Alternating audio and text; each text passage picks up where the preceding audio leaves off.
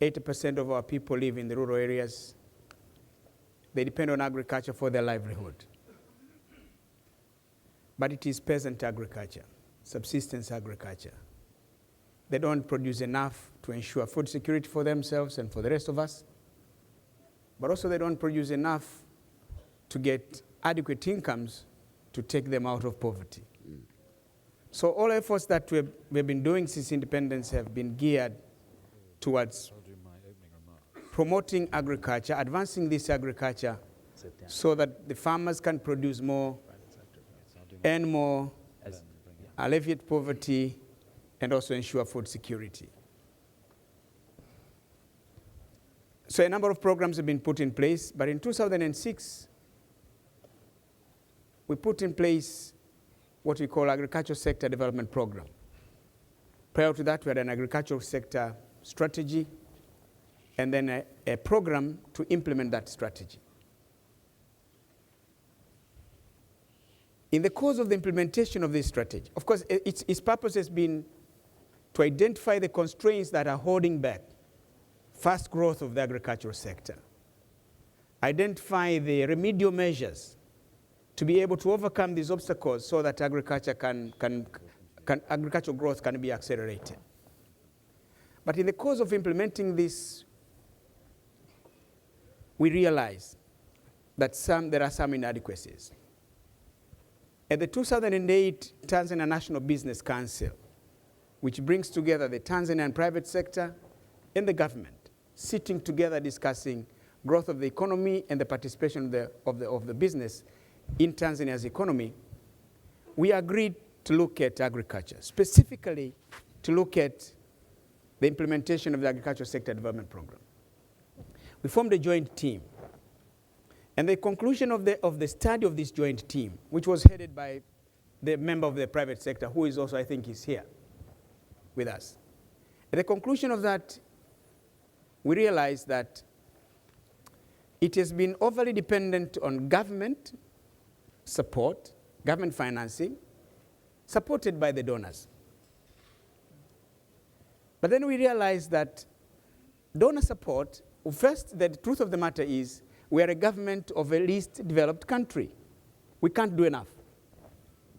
Also the fact that there weren't many donors who were interested in the agricultural sector. In fact, the figures for Africa in the last 20 years, donor support to agriculture has declined from 18 billion 20 years ago to 3 billion 3 years ago, and now it has come up to 6 billion. So it is the trend even within our country. But we realized also that this is a major deficit, but there was no participation of the private sector. So we agreed that one, we should everybody should give priority to agriculture. Everything else can wait, but not agriculture. And therefore, agriculture has to come first, hence the motto, Kilimo Kwanza. Then what did we do after that? Then we embarked on involving the local private sector in agriculture. In 2010, we held the World Economic Forum in Dar es Salaam. Agriculture was one of the main themes of this forum.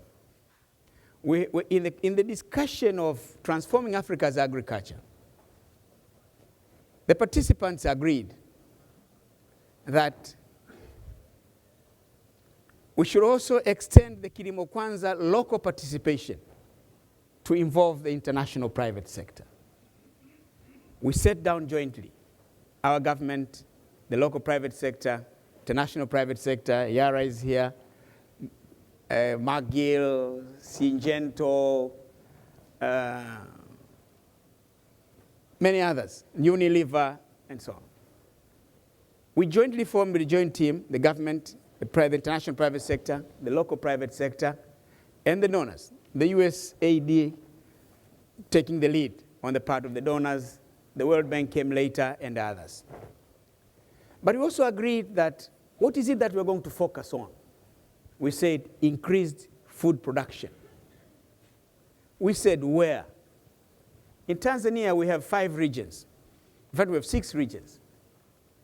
That are the bread basket. The rains are good, The soils are good, and they're well watered. The major river systems traverse through this region. So we said we are going to focus on this region. The purpose, the objective, increase food production. Since this is in the southern part of Tanzania, then that's how we came with the Southern Agricultural Growth Corridor. Now we decided to involve the international private sector, as well as the local and everybody else. What specifically did we agree to do? To accelerate the implementation of ASDP. The international private sector, the local and international private sector assigned those who are interested in involving themselves in large-scale production should be involved. There are others who will provide the other inputs for agriculture. Yara would be providing the fertilizer. McGill, Syngenta, Monsanto will be doing the seed research and supply seeds to the farmers. The others are going to get involved with financing and so forth and so forth. I'm trying to say this because some people try to give an impression that the involvement of the private sector is about land grabbing. Yeah. That's a total misconception. It is a more comprehensive involvement trying to develop, to sort out the main problem.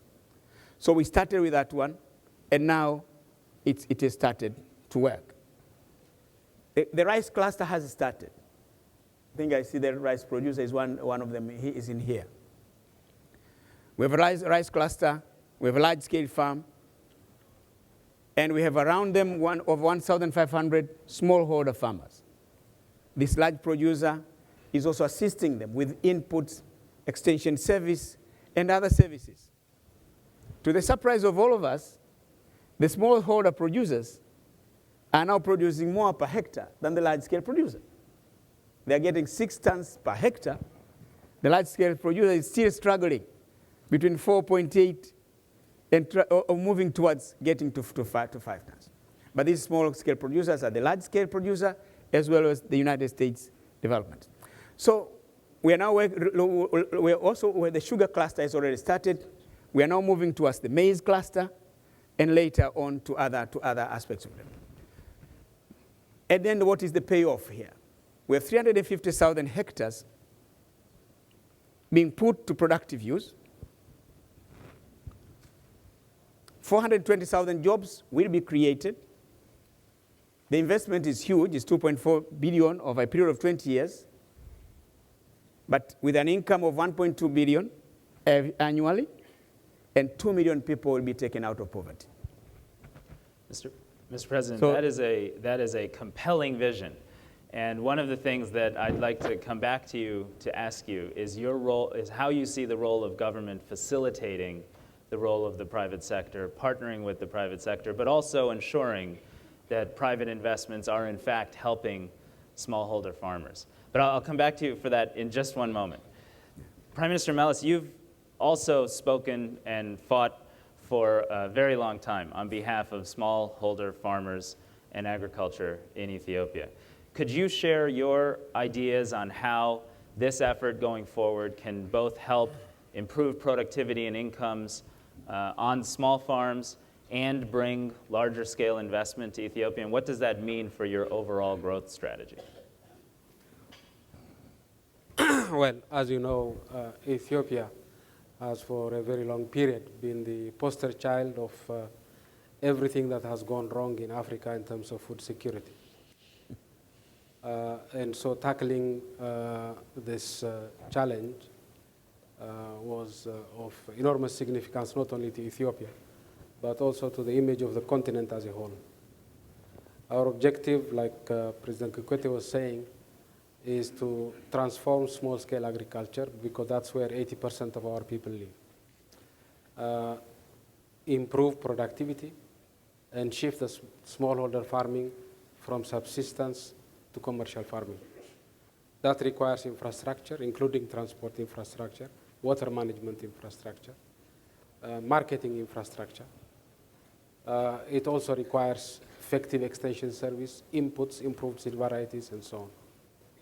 It also involves some sort of safety net program because of variability of the weather condition. Farmers need to have some insurance that when things go wrong, they will be taken care of. On that basis, we have been, the target set by the African Union for agricultural development is about 10% of the budget should be allocated to agriculture. In Ethiopia, we allocate 16% of our budget to agriculture. That, of course, is limited because our budget as a whole is quite limited. But it shows the priority we have given to agriculture. And over the past 7 to 8 years, our agricultural growth has been above 6%. And we've been able to avoid emergency assistance even during drought season. The private sector plays a vital role in this exercise. I see two broad areas where the private sector can play a role. First, as President Yai was saying in the morning, 60% of unutilized arable land in the world is in Africa. And we have a significant share of that in Ethiopia. So we want the private sector to invest in agricultural production because we have unutilized arable land. Secondly, we want the private sector to assist the smallholder farmer in terms of providing cheap, good quality inputs, in terms of processing of agricultural products of the small-scale farmer, and in terms of marketing opportunities for the small-scale farmer. We're now working with a number of companies, including the World Food Program, which has been providing food assistance to Ethiopia for decades. Now they have partnered with us and PepsiCo to produce food supplement in Ethiopia for emergency programs elsewhere in the continent, and I think that's very ironic. We are also working with Diageo, a beer company from the United Kingdom, to produce the malt locally. Mm-hmm. So there is room for partnership between the private sector and the small-scale farmer. Thank you. Thank you, Mr. Prime Minister. And one of the things that you said in that comment that is just so important for the world to hear is that you have, over the last several years, increased domestic investment in agriculture, increased public investment in agriculture, and asked your donor partners to do the same, and that really creates the foundation for engaging with the private sector. So we appreciate that insight. President Mills, you've also led an incredible effort to reduce poverty and hunger in Ghana. And when we look at the 10-year data, Ghana is one of the countries, the progress that has been made gives us all hope that hunger is beatable. How did you accomplish that, and what are your plans for engaging a larger public-private partnership in areas such as the north of Ghana? Oh, thank you very much. At the very beginning, let me express my deepest gratitude to all those who thought it necessary to organize this meeting. It's one of the important meetings that I've had the privilege of attending since I became a president. Now, there's always emphasis on democratization. African countries should be democratic. Rule of law, respect for human rights, it's all beautiful. And if you should ask me, agriculture should be the basis of it all. When you talk about food security, nutritional security, you are at the same time talking about health security, economic stability, political stability. Now, without these elements, you will struggle with democracy. Indeed, if you look at Ghana, we've been blessed. We have so much arable land. But unfortunately, we also do have certain constraints. But we've realized it for quite some time. So since the middle 80s, we decided to take agricultural production very seriously. And therefore, about 5 years ago, we achieved MDG 1, that is poverty reduction. Mm-hmm.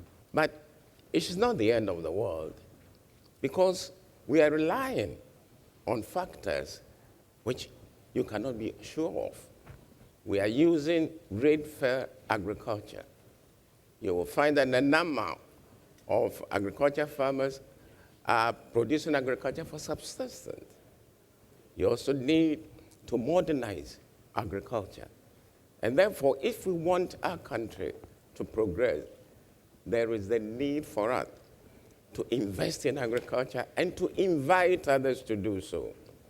We've realized that the ability of our own people who have been involved in agriculture for a very long time, is limited. There's a need, therefore, to encourage public direct investment, especially in Ghana's agriculture. We have great potential. And indeed, only about 2 or 3 days ago, we had planned to concentrate on a region which can easily be the breadbasket for West Africa, in other parts of Africa, that is Savannah Development Association. And this is where you have so much arable land, where you have the expertise, but you need to come together. We have taken a number of steps. We have adopted the medium-term agriculture sector investment plan, which is indeed involved in encouraging people, putting into place the necessary structures to get people coming in. Our recent agreement with another country is to provide us with the means for irrigation. We believe that that is one of the major things that we need to be able to irrigate and be sure that the future in agriculture development is secure. You can have all kinds of structures, but if you cannot feed the people, you may have first-class educational foundations. You may have the most brilliant students, most brilliant ICTs, most brilliant doctors. If you cannot feed them, you are not making any progress. Well, Mr. President, we hear you, and we believe in your vision and your leadership. And what you're doing in the north with the SADA program that you described is similar to what is happening in Tanzania and the Southern Agricultural Growth Corridor, where there's been so much focused leadership. President Kikwete, what you didn't mention when you told your story was that you personally chaired the Business Council that brought together local private sector, international partners, civil society, and your government, and demonstrated a tremendous amount of head of state commitment to this effort. Could you come back and tell us, going forward, we have worked through this process and through this new alliance to create these G8 cooperation frameworks to better align G8 country investments, donor investments, with the country plans that have come out of the African Union and CADP, and to accelerate investment and implementation of those plans. As part of working with you, sir, on your cooperation framework, you've been in a deep dialogue about the policy reforms and the vision of the Tanzanian government as facilitating private sector partnership. Could you speak to that briefly? Well, of course, we in the government want the private sector to participate. And our primary responsibility is to create a conducive environment for the private sector to thrive. We have within the Southern Agricultural Growth Corridor established a joint committee called the Executive Committee, where the government is participating and the private sector, both local and foreign, is also participating. We have also created what we call a SACOT center, housing the secretariat. We have the CEO from Tanzania and the deputy representing the private sector.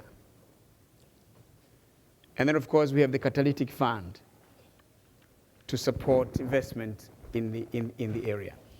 These are the main structures that we have created, which have started to function.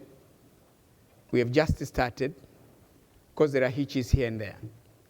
But we also know, as a government, we have a responsibility of supporting the private sector. One of the primary functions we have been doing is the infrastructure. It's an area where we are trying. This is our own investment.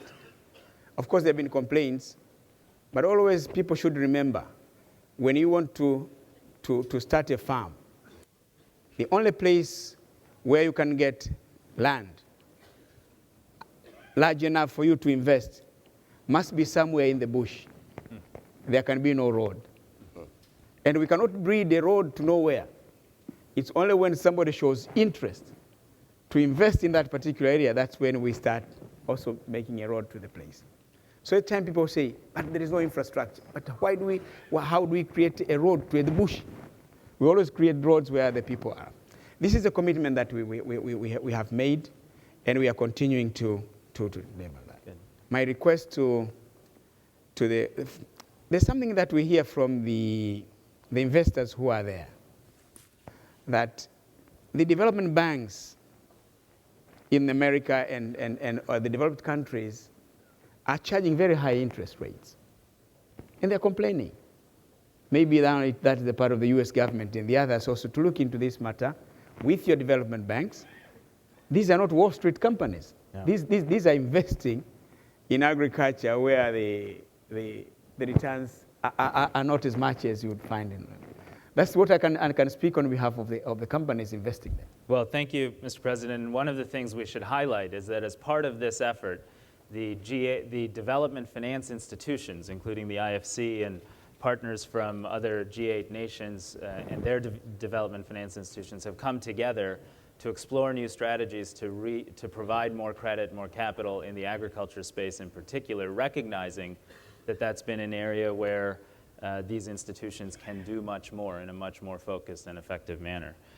President Mills, do you have any guidance for us? Ghana's on a steep trajectory in terms of reducing hunger and malnutrition. How do we connect the dots and make sure these private investments result in fewer malnourished children? Well, we have recognized that we need the private sector. And there are certain things that we must do as government. When it comes to infrastructural development, we cannot expect the private sector to do that. Sometimes even land acquisition is a problem which we can best handle. And of course, also getting the farmers to realize that they need to enter into a partnership to those who are coming to invest in their areas. We also involve the traditional authorities. And of course, our Ministry for Agriculture is playing a very, very important role in all of this. But one area is just of providing the marketing opportunities. Another area that we keep stressing to them is agro-processing. We have had a problem in years when agricultural production has been good with post-harvest losses. And therefore, just sitting down with them and then letting them know what problems we have. But I believe that the most important thing for us to show our good faith, our willingness to work with them to ensure that the partnership that we have is mutually beneficial. Excellent. Thank you very much. And Prime Minister Meles, we recognize that so many people have associated a mental image of hunger with Ethiopia, and at the same time, because of actions in the public sector and maintaining strong public investments in agriculture, you were able to protect millions of Ethiopians during the recent drought from needing food aid and food assistance. Could you speak to, even as we're launching a new alliance to engage the private sector, could you speak to some of the comments you've shared with us privately about how important it is that we live up to our commitments to invest in public investment in public institutions? Ultimately, agricultural transformation in Africa is going to be a partnership between the smallholder farmer and the private sector. But the most important actor here is the smallholder farmer. That's 70% of the population. Security. 70% of the population in Africa. Excuse me, sir, we're in. Where's the staff? Can we have security help, please? Okay, thank you. We've heard from you, and we appreciate that. 70% of the population in Africa is smallholder farmers. So without transforming their livelihoods, there is no future for agriculture. Yep. in Africa. Everybody is. So at this stage, the role of the private sector can only be to supplement the small-scale farmer. There is the issue of rural roads, water supply systems, irrigation infrastructure. All of these require public investment. Without public investment, even the private sector cannot do what it is supposed to do. So we need private sector investment, yes, and we need more of it. But we also need public investment. We in Africa are doing all we can. As I said, most of our countries are moving towards 10% of their budget invested in agriculture, but we need partnerships. This morning, the President was talking about the L'Aquila initiative with $22 billion of money promised. We want the money promised to be delivered, as the President was saying. And we need that for public investment in infrastructure. We also need the developed countries to do something about trade, because when you subsidize your farmers, our farmers who cannot be subsidized by our poor governments cannot compete. In the European Union, for example, every cow earns about $2 per day. Now, that's more than the average African farmer gets. And so if the subsidies were to be dealt with, we would have a better chance of trading our way out of poverty. Thank you, Mr. Prime Minister. And I think that highlights, as we transition to the next section of this panel, an important point that President Obama reaffirmed, which is we will live up to our commitments.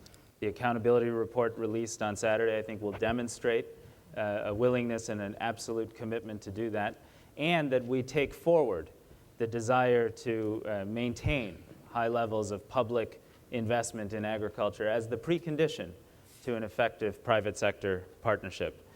I'll now turn this over to the wonderful and results-oriented development minister from the United Kingdom, Andrew Mitchell, to bring and interview our private sector guests. Andrew. Thank you very much.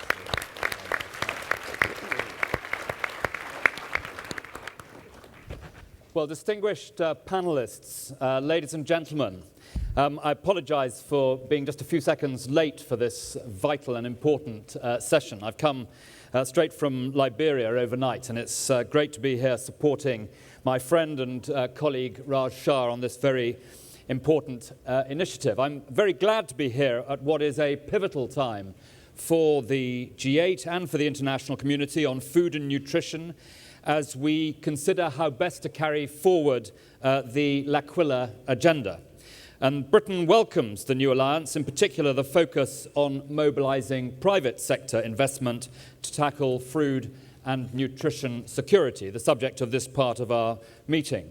One of the first things I did when I became Britain's International Development Secretary was to spend an unforgettable night with a smallholder farmer and his family in a tukul in Ethiopia.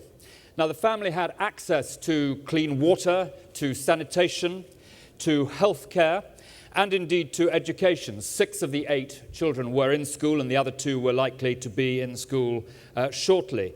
But they did remain very poor.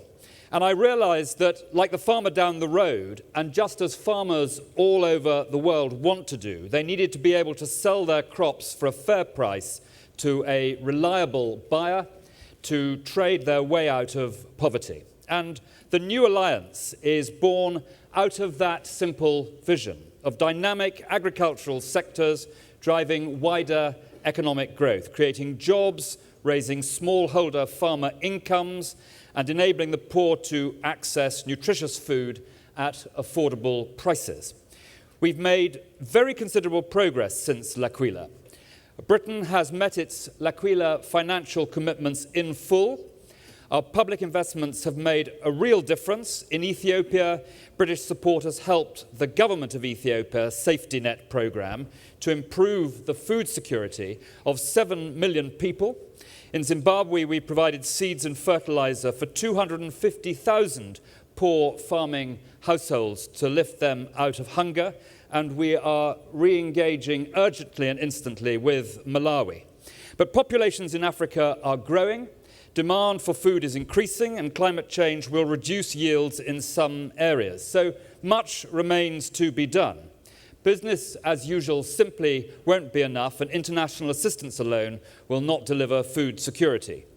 So the new alliance is not business as usual. For a start, we have set a target for what we want to achieve: to lift 50 million people out of poverty through agriculture sector growth.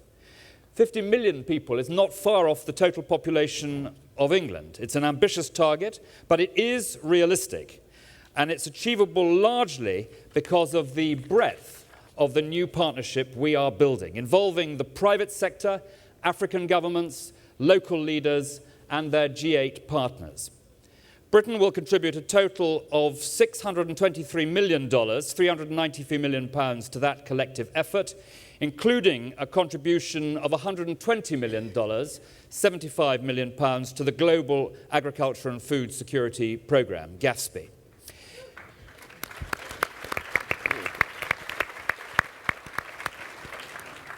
It is right that G8 food security agenda in 2012, indeed it is essential, focuses on growth driven by the private sector. In Britain, I've made increasing our work with and through the private sector fundamental to our development effort. Private sector and scaling up responsible private investment is key to turning the new alliance vision into a reality. Africa has great potential for growth in agriculture, as we've already heard from the distinguished leaders gathered here today. But we know that investing in agriculture is still viewed as risky. For example, while agriculture accounts for 40% of Nigeria's GDP, it only receives 1% of commercial bank loans. And that lack of investment is one of the reasons that crop yields have stagnated in Africa for decades. So the success of the new alliance will hinge on policy reforms that can reduce the risks and improve the environment for investment, removing regulatory, financial and institutional barriers to investment to reduce the time, costs and risks of doing business. Open markets, better infrastructure, secure property rights and the rule of law are all critical. In Rwanda, Britain is supporting land reforms, enabling 3 million women farmers secure land rights as a basis for investment. And the UK's African Free Trade Initiative, AFTI, is helping cut red tape and improve infrastructure along key transport corridors. This could cut the time it takes to cross 10 borders in Africa by a third by 2015. And if governments make these reforms, companies are committing for the first time to invest more and to ensuring that their investments genuinely help tackle poverty, hunger and malnutrition while laying the groundwork for growth. Now I turn to our distinguished private sector leaders now. In total, we expect more than 45 multinational and local companies to make more than $3 billion in private sector commitments as a result of Raj and this G8 effort. I now have the pleasure of welcoming three of those business leaders to the stage. They represent three companies, Yara, DuPont and Yara International, that are at the forefront of a new drive to invest responsibly and promote growth in Africa. So please let me introduce them. Mr. Jørgen Ole Haslestad, the CEO of Yara, Ms. Ellen Kullman, the President, Chair and CEO of DuPont, and Mr. Masiyiwa, Executive Chairman of Yara International.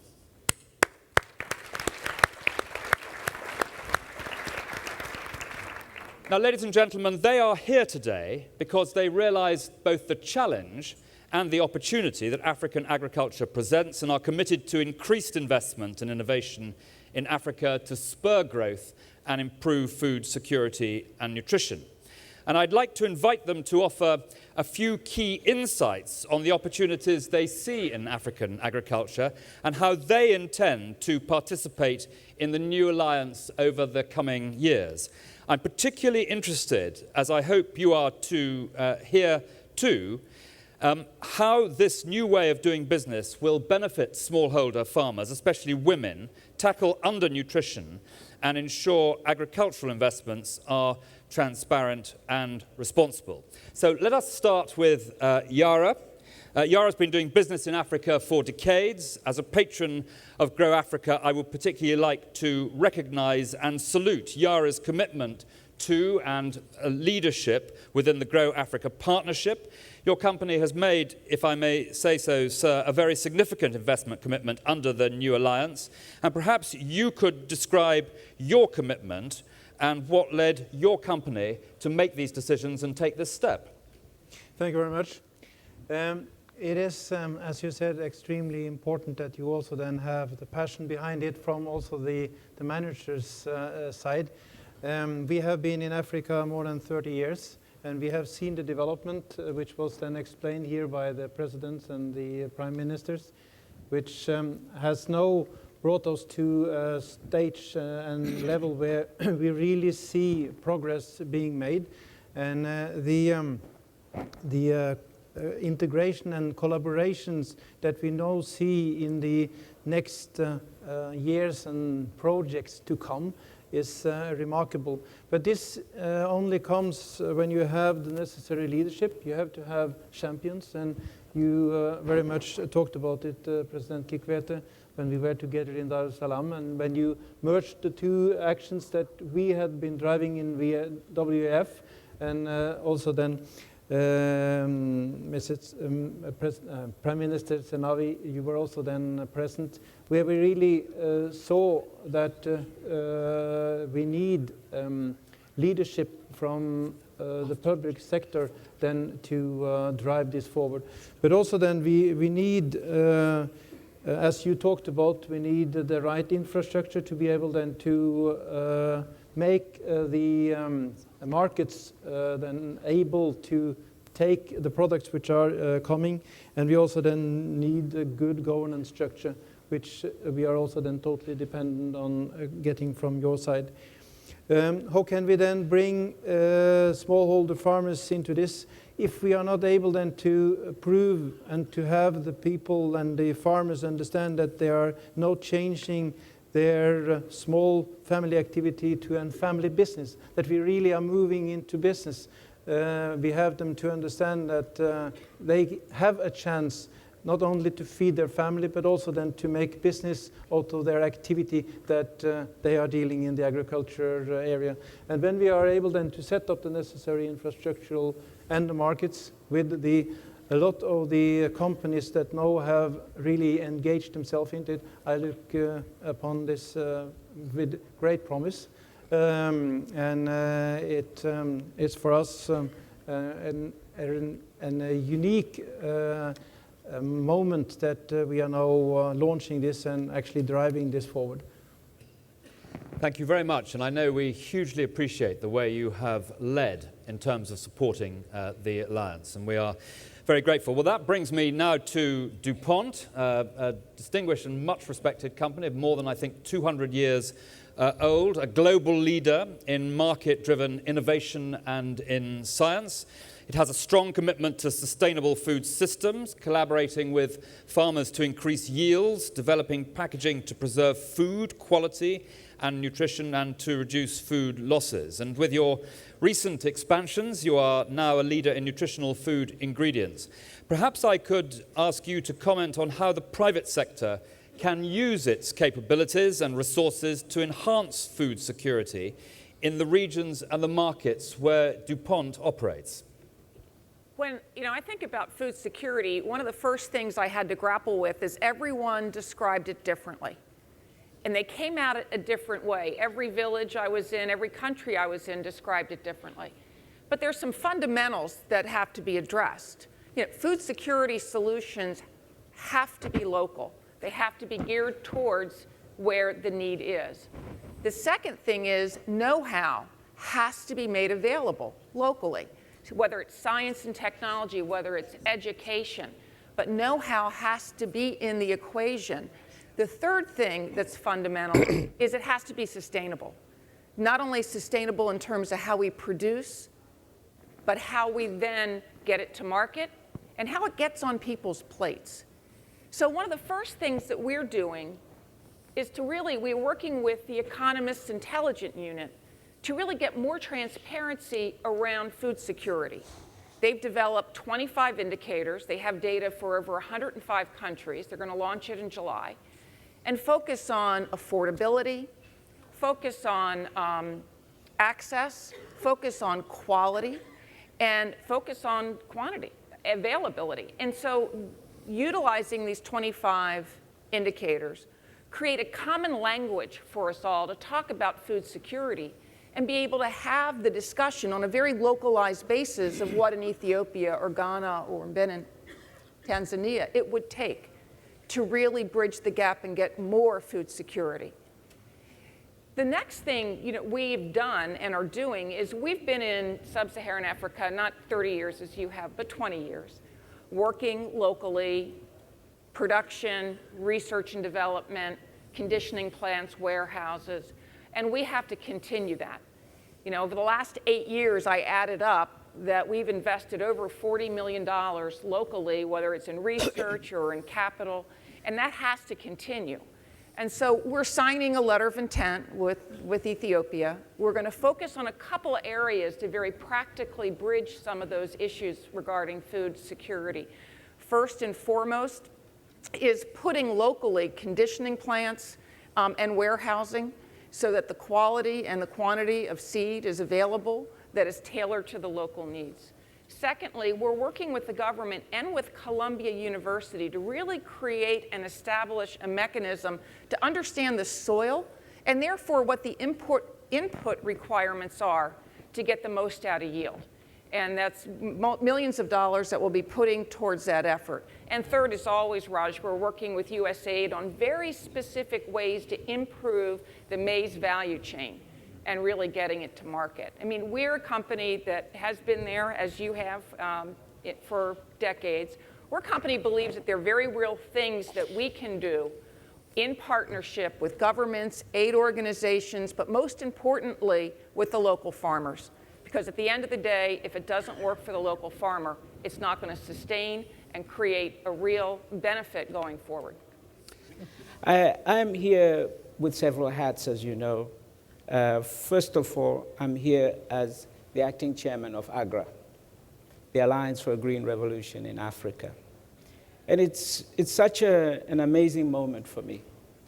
Sitting here with Raj Shah, looking across at Akin Adeshina across there, how we sat 6-7 years ago. He was at Gates. Akin and myself were there from our Rockefeller Foundation, talking about the Green Revolution. Could it possibly be done in Africa? Norman Borlaug's work at the Rockefeller Foundation, where I sit as a trustee, is our benchmark. He got a Nobel Prize, and he's an American. And we have other Americans like Joe DeVries, who I hope will also get one for his seeds work one day. But as Kofi Annan called for a green revolution for Africa. And Raj Shah, myself, Akin, and a few other people from Gates and the Rockefeller Foundation went to sit down with him. And he said, can it be done? And I said, I'm from the telecommunications industry. 20 years ago in Africa, 1994, 70% of the African people had never heard a telephone ring. Today, 70% of the African people have a cell phone. They own one. It was done by partnership of good regulations by governments, which brought the private sector in. And we went about and we built it. And I said to Kofi Annan, I don't farm. I'm just there to keep reminding you that it can be done. And really, we set about to build AGRA as almost a laboratory. We're working in some 16 countries for proof of concept. And I just want to share with you, if I may, anecdotally, just one of the observations we've been able to do. We mobilized some $500 million from our partners, who include some of the members here, DFID, USAID, and many others. But most importantly, the largest amount of money we've mobilized in AGRA has come from African governments, creating innovative finance windows to give access to farmers. millions of Nigerian farmers are now accessing money from a window created, which we call innovative finance, with the Central Bank of Nigeria.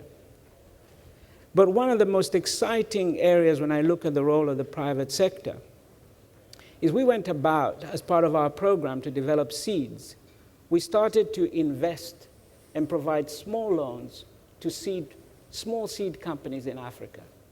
In 5 years, we have provided such loans to entrepreneurs and seed companies in Africa, 60 of them.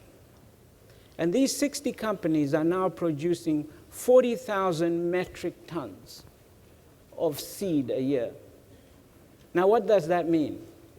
It's a third of the amount of seed now produced commercially in the African continent. It represents 5 million hectares of land under cultivation. That is feeding some 25 million people today. I'm here to remind you that it can be done. I'm not a farmer, I'm a telephone engineer, working with these governments, President Kikwete and President Melish, and we are doing amazing things with them in Ethiopia and Tanzania. 70% of the African people had never heard the telephone ring. 70% have a telephone. It's about smallholder farmers. They, to me, are the ones that will be the engine of the new global economy. Thank you very much. Thank you very much.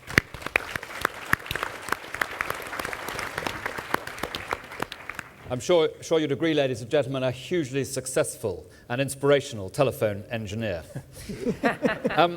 I'd like to emphasize that, of course, we've got the distinguished leaders of Ghana, Tanzania, and Ethiopia here today. They are just leading examples of this initiative. The new alliance will embrace all African countries that demonstrate interest and commitment in it. We've still got a few minutes left, but I wanted just to ask our three distinguished business leaders to perhaps pull together what they've heard today from the stage. And perhaps I can ask one or all of them to answer any of one of these three key questions. What is, first of all, your reaction to the specific commitments you have heard from our two presidents and the Prime Minister on the stage? Secondly, what do you think are distill for us, what are the primary obstacles to private sector investments in the countries where you work? And thirdly and finally, what do you find exciting as a business leader about the new alliance? What is new, and how can we, in your judgment, as politicians and ministers, make sure that this really has a significant effect on the ground? So I invite, perhaps we'll ask Ellen to pick first choice of one of those questions and give us her answer. Well, you know, so it is a very exciting area, and it's a very exciting time, because I think one of the words I would use, or phrases I would use, is finding the common ground. You know, between governments, between countries, between aid organizations and, you know, companies, that there's a lot of common ground here that if we work together in very transparent ways, we can make great progress. You know, how do we get science or new technology accepted? How do we get the education and the leverage, you know, village by village to make it meaningful and create real momentum? And I think an alliance of this sort, finding that common ground, building off of what we've all already done, and creating the leverage points to make it scale across Africa is really important, and that's what's exciting to me, because I think with this kind of alliance, the ability to do that, the capability to do that, is going to just take off and get great momentum. Thank you very much indeed for that. Jørgen, will you comment on those three distillations? I do believe we have a huge chance, because we have now heard from everybody that there are commitments from both public sectors, the donors, and us, the different companies, and we do really see huge opportunities. What was also said here earlier, the spread of knowledge, because we also then have to train the farmers not only to grow the right things for the right soil, but we also have to try and train them to be business people. And I do really see a huge opportunity. And it will take some time to get it there where we wanted it, but we have started on a very, very right foot. And what we are doing then in Grow Africa is also something which the leaders here are all supporting, something which also will drive this forward. Thank you very much. And let's give the last word from our distinguished business leaders on the platform today to Mr. Masiyiwa. Thank you very much. Well, you know, let me share with you an anecdote from a woman Mr. Annan and I met in Mali. She was a businesswoman. She was one of some 15,000 agro dealers that we have assisted to set up little businesses to move fertilizer. First thing she said, we asked her, what do you want? What do you need? She said, listen to me. She said, we need you to listen to us. We can never not listen enough. If we're going to help the smallholder farmers, most of whom are women, we must listen to them. You know, we listened to this lady. She had so much energy. And she knew, we asked if she was educated. She said, not much. She said, but you know, I need drought-resistant seed. You see, it's getting drier. So, you know, they're rational. She said, we need good prices. Production is increasing, but you need to ensure that our prices remain up. Then we said, okay, so how do you grow your business? She said, you know, I need a new truck, but I can't get a loan because the land belongs to my husband. Can you help me get a truck?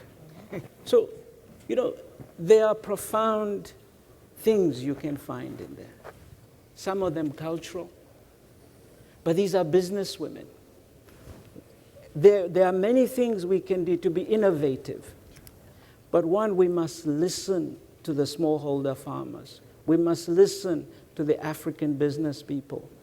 As small as they are, we must think of them in the same way we think respectfully of Yara.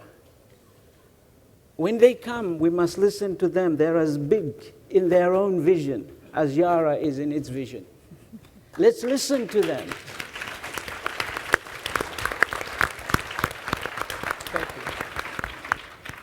Thank you very much. And I can't resist just adding to what Mr. Masiyiwa has just said, that we're very proud in the British Department for International Development to have been co-responsible for inventing scuba rice, which hits exactly one of the points which you were making, and indeed to have been responsible, along with Vodafone, for the work that led to M-Pesa, which, as Mr. Masiyiwa said, has had such a dramatic effect upon mobile telephony, enormously important.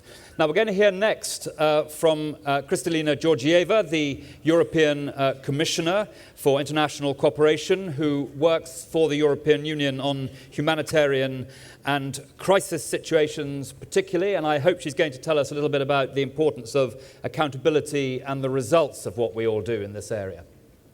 Yes, indeed, I would do that. When I listened to President Obama, he used a phrase that I think is very appropriate to bring us all together. And the phrase was, hold ourselves accountable, measure results. Now, for me to have a foot to stand on, to speak on this issue, let me first tell you how we are implementing our L'Aquila commitments. The European countries, the member states and the Commission, we collectively made a commitment for over $14 billion.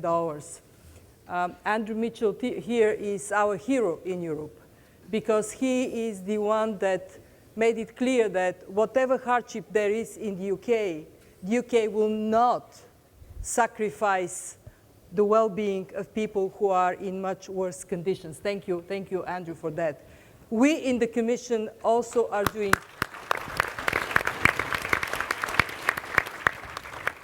we are doing our bit. We made a pledge for $3.8 billion.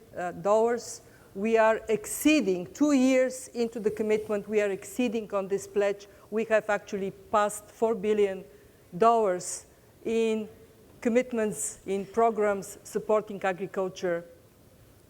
And that, I can promise you, will continue to be our stand. We will do what we have promised. But we did, we did something even more important than the money. We changed our food assistance policy in Europe. No more we deliver food to people who suffer from disasters or conflicts. If the local markets, the regional markets work, we provide cash, we provide vouchers, so we don't end up saving the people, but killing the local farmers, doing more damage than good. And standing on these 2 feet, now I can say how I interpret the words of President Obama. Hold ourselves accountable, focus on the results. How do we see this results focus? Well, I think we would do our job if we do 3 things. First, recognize that results would only matter if we do what President Kikwete said, a whole-of-chain approach.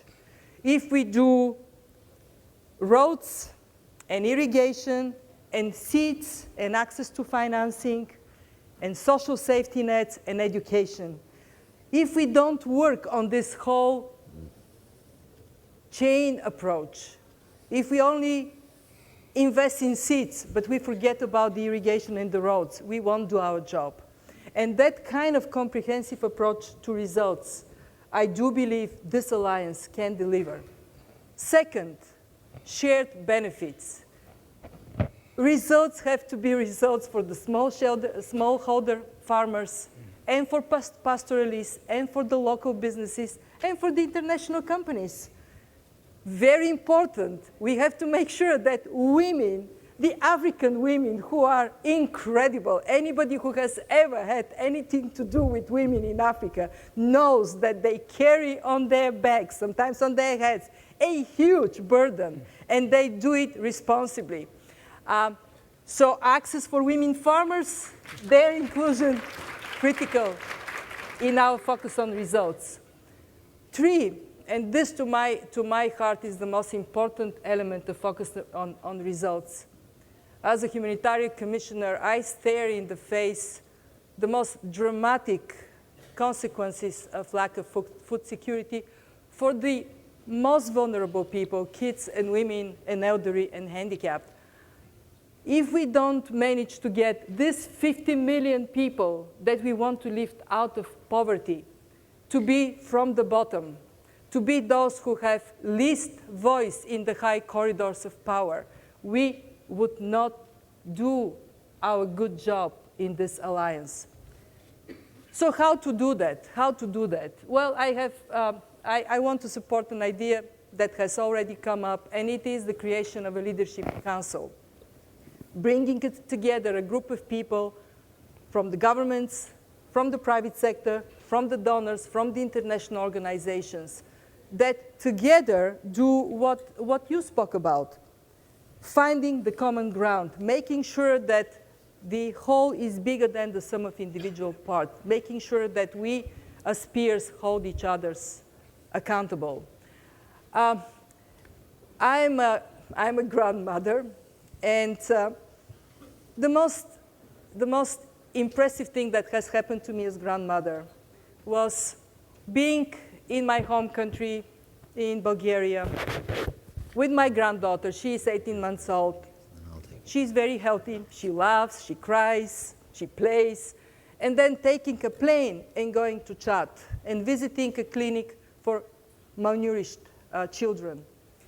And there is nothing more terrible, more deafening than being in a room full of children that do not play, they don't laugh, they don't even cry because they have no energy left. So we are actually here on making a change for these children. And together we can make that difference. Thank you very much, Kristalina.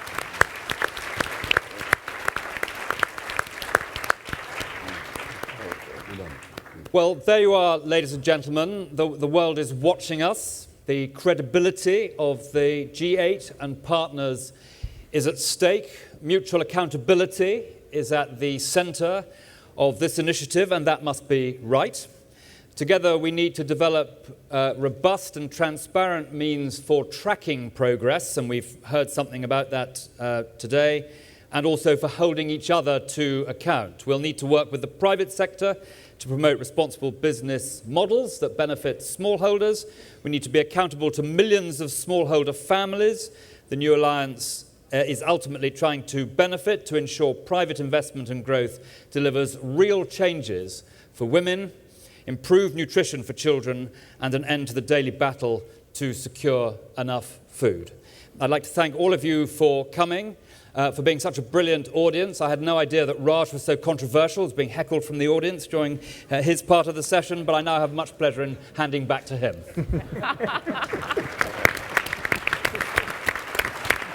Thank you. Thank you, Andrew.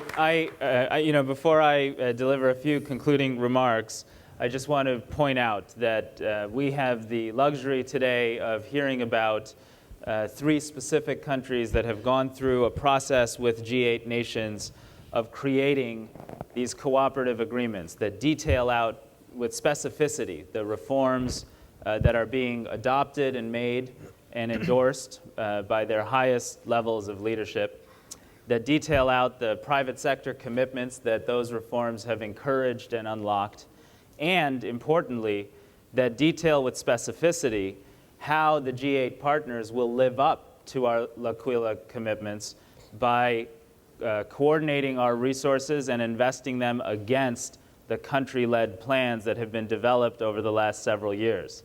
And each of these will be available later today or tomorrow on the G8 website.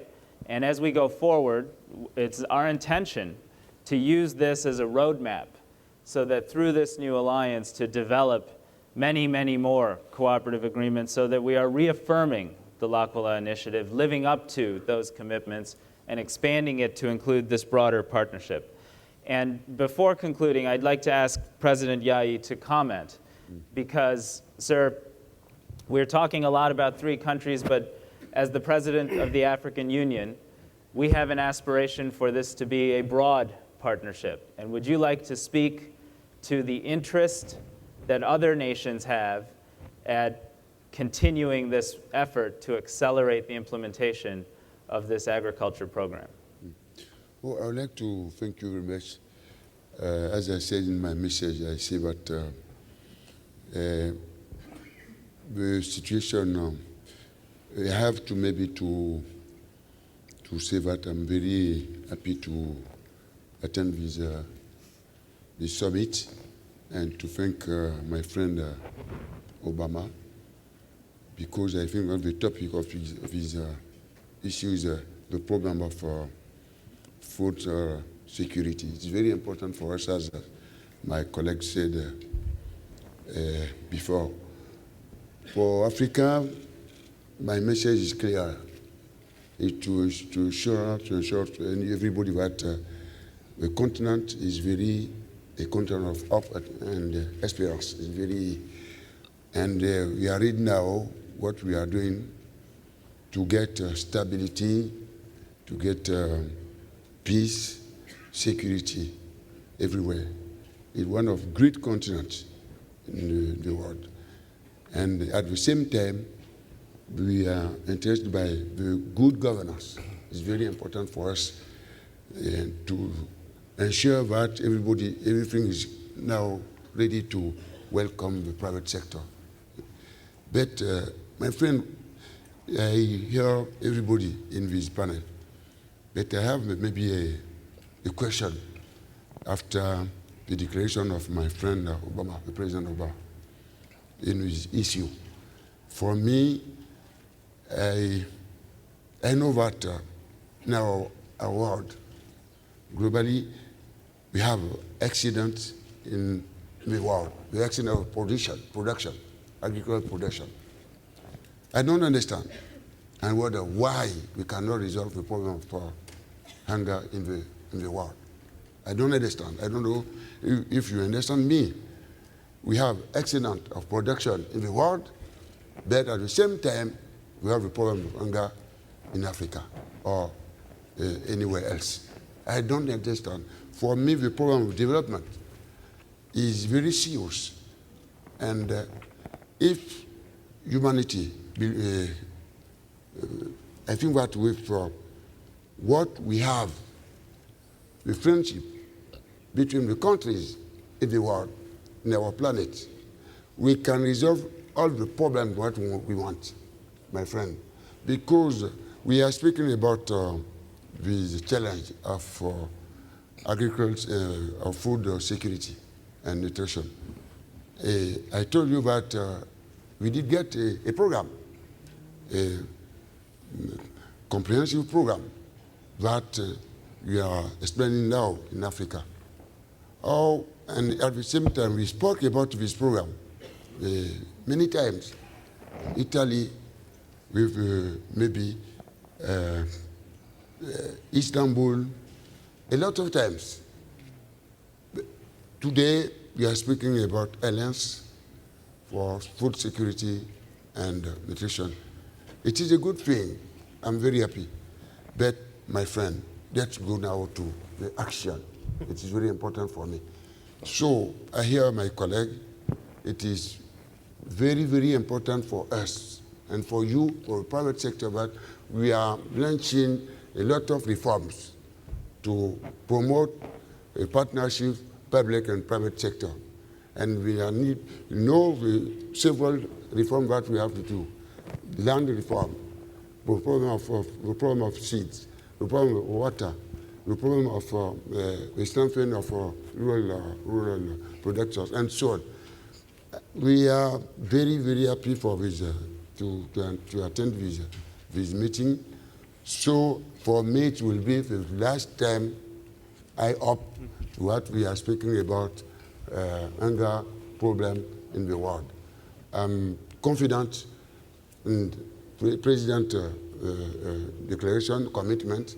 I'd like to thank you very much. I'm confident in G8 members. I know that tomorrow I have one question, but I keep for them, not here. I thank you for you. Excellent. Mr. President, I think we all, I know so many of the great leaders in this room, if not personally, then by reputation. And I think everyone here would fully adopt the basic takeaway point of let's go now to action. And I can assure you that I think this is a community of partners that has been trying to adopt that mantra at least for a few years and is committed, as President Obama just mentioned, to do more, to do it faster, to do it in a more inclusive manner, and to always listen to the voices of the women whose photos are behind you, who are, in fact, ultimately the solution to food insecurity, to agricultural development, to broad-based growth, and to building a brighter future together. I would like to conclude this session by offering 4 thoughts. The first is we've heard a strong validation of the need to stay focused on smallholder agricultural production, and heard about how so many different production models can be brought to the task of improving the lot and livelihood of smallholder producers. And so it is with that reaffirmation that we go forward in adopting the L'Aquila principles, in focusing on smallholders, in targeting and supporting women, in integrating nutrition, and taking a comprehensive approach. Second, I would like to reaffirm and call attention to Strive's comments. The amount of progress that's been seen in literally seeding 60 small-scale entrepreneurial African seed companies, in the entrepreneurs that have powered 15,000 agro dealerships through their own ingenuity and energy, and through the partnerships that are now emerging with governments and banks around the world to bring capital and credit and financial services to power African agriculture, is a symbol of the reality that this effort starts and succeeds through African entrepreneurs, farmers, business leaders, development banks, and public sector partnership. And so even as we often will talk about broadening the tent and bringing everyone to that task, it is in support of that vision that we all come together. Third, I believe that African governments have demonstrated since the 2003 declaration that Kofi Annan helped coordinate and following from then in many different ways, that they are meeting their end of the bargain.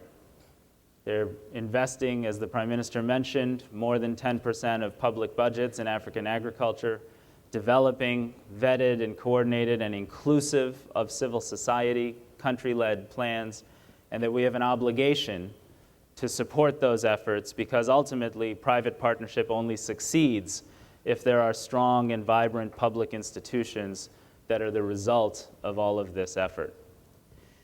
And finally, we also do need the leading technology providers, purchasers of agricultural product, international firms that bring unique technology and attributes.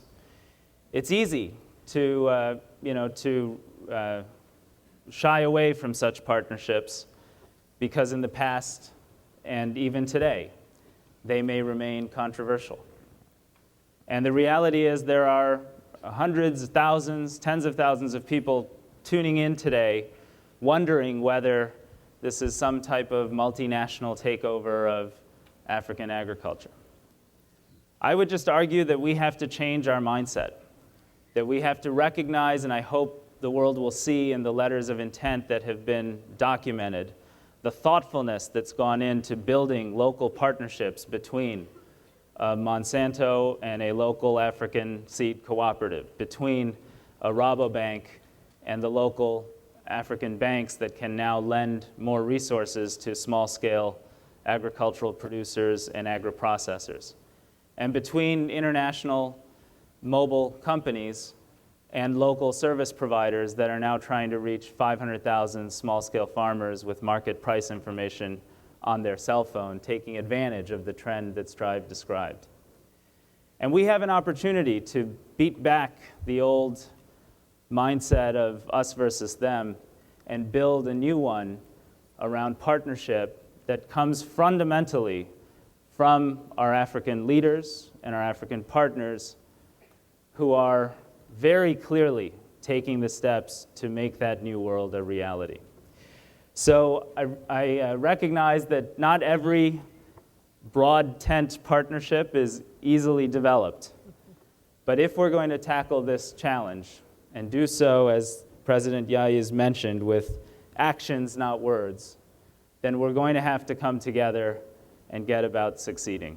So thank you, everyone. A special thank you to the panelists for helping to bring your leadership here to inspire all of us today and to give reality and visibility and power of example to President Obama's commitments today. And thank you to our G8 partners who are taking this forward, and to all of you that have come from so many different parts of the world and of sectors of society to make this real. And if we're lucky, maybe soon enough we'll get to hear from a rock star. Thank you very much. Well done. Very good.